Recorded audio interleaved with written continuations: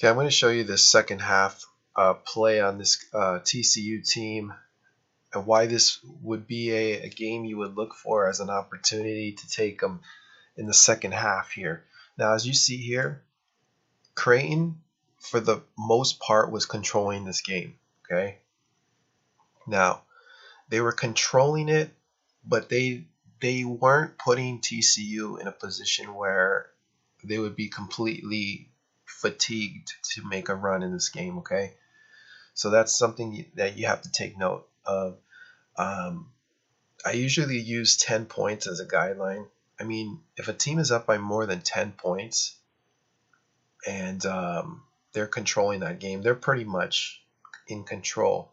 Okay, you can say that a team that's up 10 points for the most part in a first half is pretty much controlling the game. Okay, now if Creighton was up by, I think the most they got up in the first half was about 7 points, 7 or 8 points. Okay, so TCU was pretty much in the game.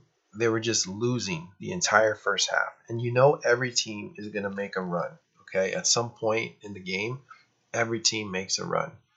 All right, so it just depends on how big of a run it is. Okay, so TCU really didn't expend that much energy in this first half, yet they were still hanging around. Okay, the most they got down was by 7, and they had about, let's see, they had about a 3-point lead at halftime.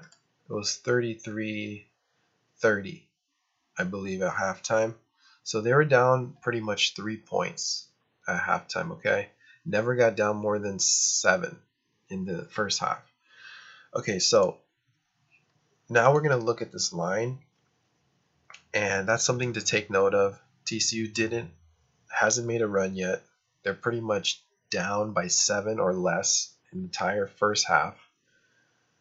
Okay, now this line didn't really move. It went from 3 to 3.5, which is nothing. It went here at Bovada. I have Bovada as a public book. The open was at 3. It did move a point here, but this is a public book. But if you notice all these other sharp books, it stayed at 3.5. Okay, so in overall, I mean, there wasn't that much money coming in on TCU, like to begin with.